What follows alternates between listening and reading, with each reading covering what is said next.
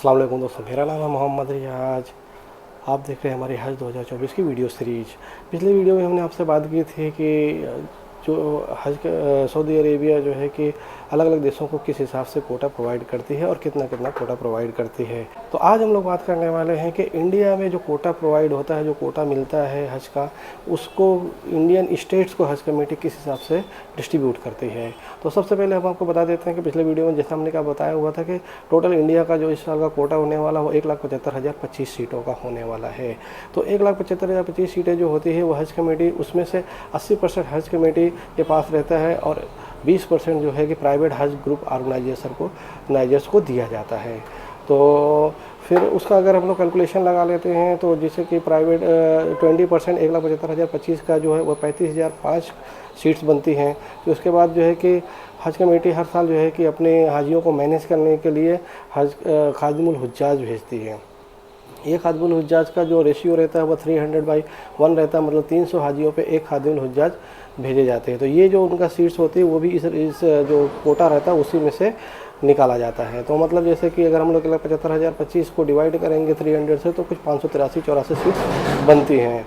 उसके बाद जो है कि उस हिसाब से हम देखते हैं तो जो है कि 1,75,025 सीट में से 35,005 जो कि 20% प्राइवेट हज ऑर्गेनाइजर्स का होता है वो, और माइनस 584 या 85 सीट जो रहती है वो, ये निकालने के बाद टोटल सीट जो होती है वो आती है कि 1,39,420। तो जो सीट्स होती हैं वो 1,39,420 होती हैं।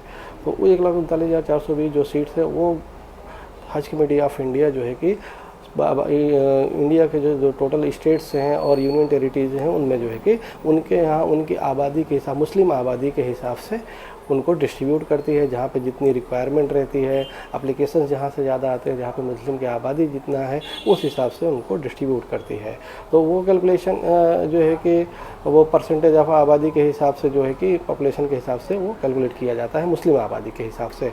तो सबसे पहले हम आपको ये क्लियर कर देना चाहते हैं कि जो डेटा है इस साल का जो है कि जो हम आपको बताने वाले हैं स्टेट वाइज, वो डेटा हज कमेटी ऑफ इंडिया ने अभी तक अपने साइट पे प्रोवाइड नहीं किया हुआ है। वो डेटा हमने उनका जो पिछले सालों का उनका ट्रेंड है, उनका जो कैलकुलेशन का तरीका है, उसके हिसाब से हमने वो डेटा कैलकुलेट किया है, एक जो है कि अनुमान लगाया है, एवरेज निकाला हुआ है। तो ये एक एस्टिमेटेड फिगर है, ये फाइनल फिगर नहीं है। तो हम लोग कहीं क्लेम नहीं करते हैं कि ये फिगर फाइनल है। तो ये आपके जो है रेफरेंस के लिए, इससे आपको एक नॉर्मल आइडिया, जनरल आइडिया आ जाएगा कि आपके स्टेट का कोटा कितना रहने वाला है। तो आइए हम लोग देख लेते हैं कि स्टेट वाइज कोटा लमसम कितना रहने वाला है, किस हिसाब से होता है। तो सबसे पहले अल्फ़ाबेटिकल आर्डर में स्टेट का नाम है अंडमान निकोबार, जिससे कि 60 सीटें दी हुई हैं। फिर आंध्र प्रदेश को 7,527। फिर आसाम को, जो उनके आसाम के 2-3 स्टेट जो उनके नेबरिंग हैं उनको मिला के दिया जाता है 2,765। बिहार का 6533। छत्तीसगढ़ का 442। दमन एंड दीव का 29। दादरा नगर हवेली का 29। दिल्ली का 1749। गोवा का 194। गुजरात का 4947। हरियाणा का 1384। हिमाचल प्रदेश का 133। झारखंड का 3461। जम्मू एंड कश्मीर का 8,819। कर्नाटका का 6,963। केरला का 8,471। लक्षद्वीप का 312। मध्य प्रदेश का 4,137। महाराष्ट्र का 11,064। मणिपुर का 370। नागालैंड उड़ीसा का 643। पुडुचेरी का 197। पंजाब का 412। राजस्थान का 5,158। तमिलनाडु का 3739। तेलंगाना का 3739। त्रिपुरा का 54। उत्तर प्रदेश का 33,114। उत्तराखंड का 1,091 और वेस्ट बंगाल का 10,111। तो ये टोटल सीट जो है कि उनको जो है कि अलग अलग स्टेट्स को प्रोवाइड की गई हैं।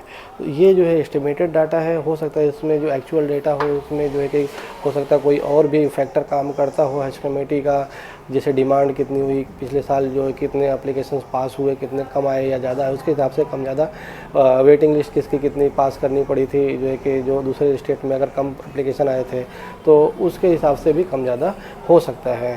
तो जो कि हम लोग देख सकते हैं कि सबसे ज़्यादा कोटा है वो टॉप है, वो है उत्तर प्रदेश, जिसका 33,000 से 34,000 तक का कोटा है। जो सबसे छोटे स्टेट्स यानी यूनियन टेरिटरीज हैं, दादरा एंड नगर हवेली और दमन एंड दीव, दोनों को 29 सीटों का कोटा सिर्फ दिया गया है।